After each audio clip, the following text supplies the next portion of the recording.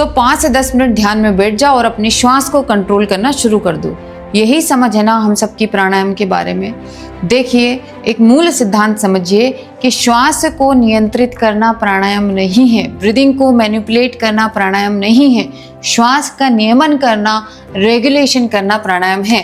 कैसे, आज समझेंगे। ये जो ब्रेथ कंट्रोल का वर्ड पश्चिमी सभ्यता से निकला है ना, ये बिल्कुल गलत है। हमारे योग के विज्ञान में तो सिर्फ जड़ ही नहीं, जड़ की जितनी भी कोशिकाएं हैं उनके बारे में भी बता दिया गया है कि कैसे जो है रूट लेवल पर चीजें वर्क करती हैं। तो ब्रीदिंग के बारे में आप ये कभी नहीं कहना ब्रेथ कंट्रोल कर रहे हैं, क्योंकि जैसा कहोगे वैसे ही भाव आपके अंदर आएगा। पहली बात तो यही डिसाइड हो जाती है चीजें। तो कंट्रोल और रेगुलेशन में आप सबसे पहले जो है डिफरेंस समझ लीजिए और फिर इंटरनल मैकेनिज्म में आपको इसका समझाऊंगी। तो जब भी आप किसी चीज को कंट्रोल करते हैं, क्या करते हैं, आप एफर्ट्स लगाते हैं।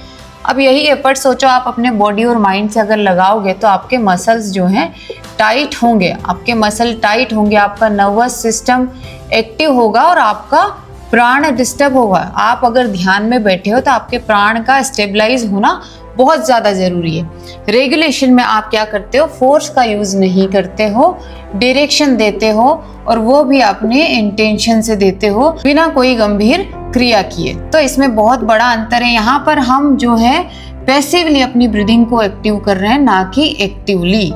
तो कई लोग जो है प्राणायाम के बाद एजिटेशन, डलनेस और इमोशनल इम्बैलेंस जो है फील करते हैं। वो यही कारण होता है कि वो ब्रेथ रेगुलेशन नहीं कर रहे हैं बल्कि ब्रेथ कंट्रोल कर रहे हैं। अब पतंजल योग सूत्र के दूसरे अध्याय के 49वें सूत्र साधन पाद में ये लिखा है कि किस तरीके के साधन योग में अपनाए जाने चाहिए। उसी के लिए पूरा सेकंड पार्ट पतंजल योग सूत्र का है और उसमें ये लिखा है कि तस्मिन सति श्वास प्रश्वासयो गति विच्छेद, यानी कि श्वास और प्रश्वास, आने वाली श्वास और जाने वाली श्वास की गति में जो विच्छेद होता है। ये गति में विच्छेद क्यों होता है?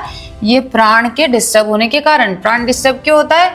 ज्यादा एफर्ट्स लगाओगे, नर्वस सिस्टम आपका एजिटेट रहेगा तो प्राण आपका डिस्टर्ब होगा। नींद में यही प्राण हमारा सेटल हो जाता है, इसलिए हम शांत हो जाते हैं। तो ये गति में विच्छेद कम हो जाने के बाद जो पूरक और रेचक, यानी कि आपके इनहेलेशन और एक्सहेलेशन में जो साम्य आता है, उसी के कारण आप स्टेबल फील करते हो।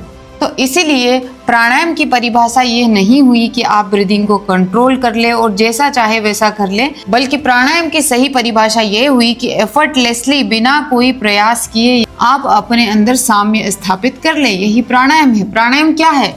प्राण को स्टेबलाइज करने का एक तरीका है। जब भी आप एफर्ट पूर्वक चीजों को करते हैं तो आपके अंदर ईगो जन्म लेता है। आप अपने ईगो से करते हो ये चीज, कोई भी काम अपने ईगो से करते हो। मैंने समझाया था कि प्रकृति ने सर्वाइवल मोड के तौर पर आपको जीने के लिए ईगो दिया है। ईगो के कारण ही आप सारे कृत्य करते हैं। तो मैं एफर्ट्स लगाता हूँ, मैं ये कर रहा हूँ, इसी के कारण आपका प्राण डिस्टर्ब होता है और आपके श्वास और प्रश्वास की गति में विच्छेद पैदा होते हैं और इसी विच्छेद को हमें स्टेबलाइज करना है प्राणायाम के द्वारा। कैसे?